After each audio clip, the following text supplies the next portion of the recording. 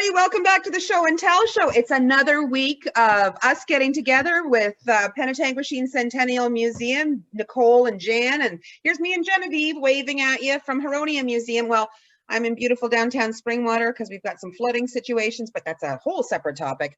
Anyway, we challenged Penetanguishene Centennial Museum last week to bring out the artifact that you really had to work for. Sometimes we get artifacts that you have to research, figure out what they are, where they came anyway, and you get stuck in the research and it's very rewarding, but it's like, wow, what is this? Anyway, you really have to work for it to find it all out. Since we threw out the challenge, Genevieve, what have we got?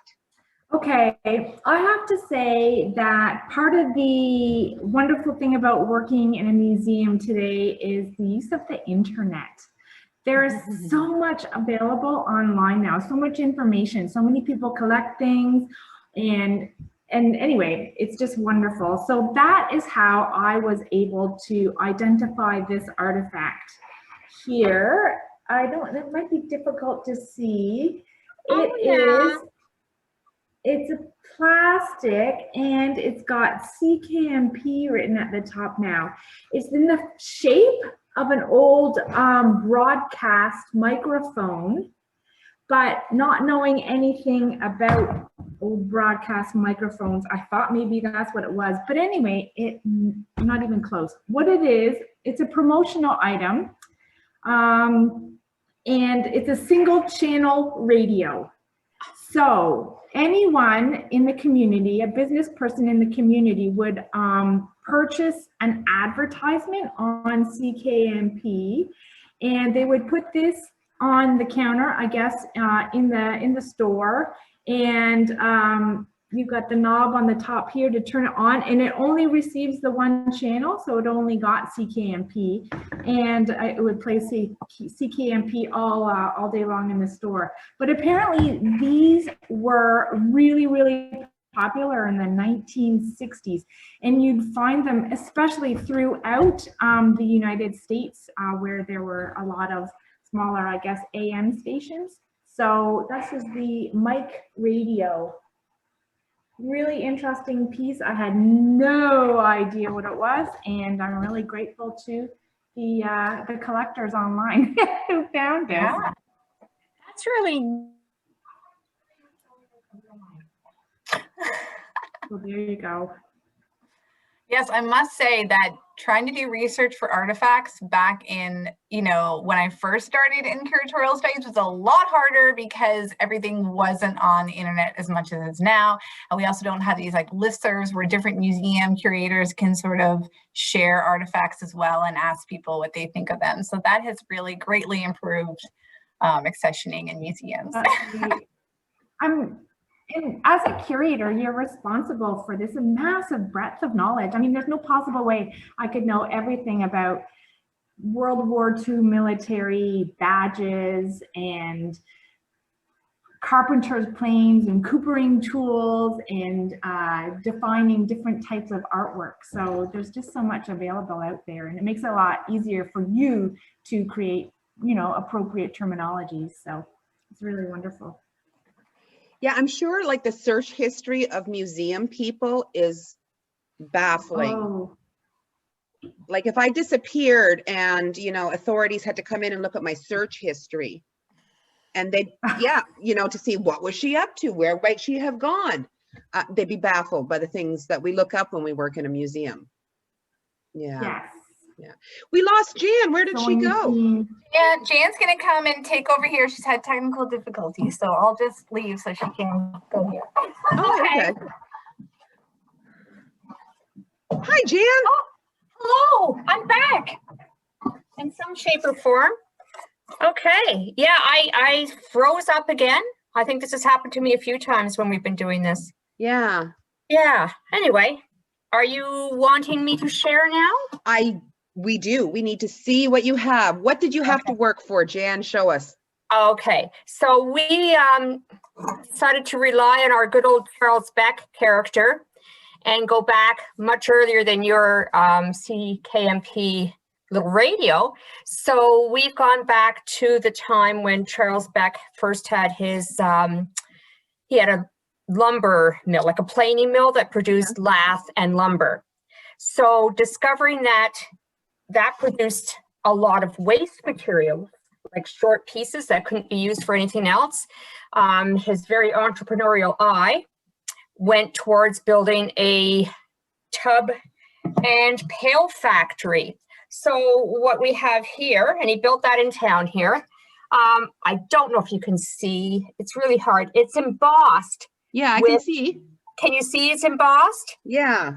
Yeah, and it says the Seebeck Pail and Tub Factory. And the really neat thing about just the embossment itself is the fact that it's, you can see it's done with individual letters. It wasn't one long stamp because they're kind of jagged, like at different heights. So it must have been with single letters. So we're not actually sure. This is one thing that we were not able to figure out. We know it comes from that factory. It's got 2 pegs in it here. It's been hand built by the looks of it. It's kind of put together with, looks like scraps from probably the lumber mill, and someone engineer wise has designed this mold for the pail and tub factory. And we also have this little neat thing here that also comes from the pail and tub factory, and the centerpiece comes out. So if anybody out there is a woodworker and can figure out for us what these molds would have been, how they would have been used, we'd love to hear from them. So that's what we have. Things that we weren't able to figure out. You were able to figure yours out. Well, but so we're at a loss. So you have a live mystery.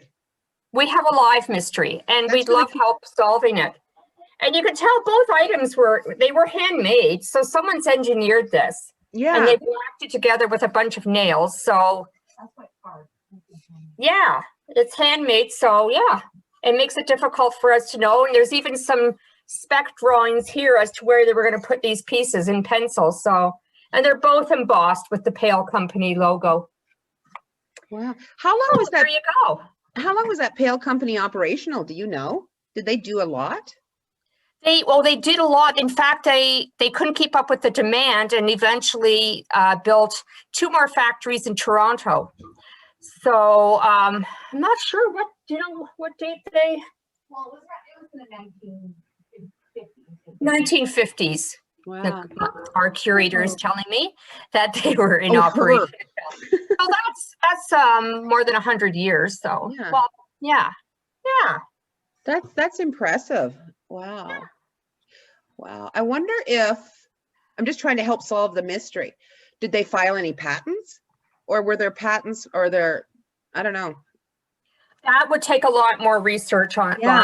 Yeah, that would probably involve us going to Midhurst too. Yeah. We don't have those resources here, that kind of. No. Yeah. No, but I wonder if Midhurst has anything on file. Yeah. Yeah. Okay, that's neat. I'm interested. If you ever find out, Jan, you need to let us know. Oh, well, for sure. Okay, Yeah, because- come back. We'll both have our masks on. Okay. See?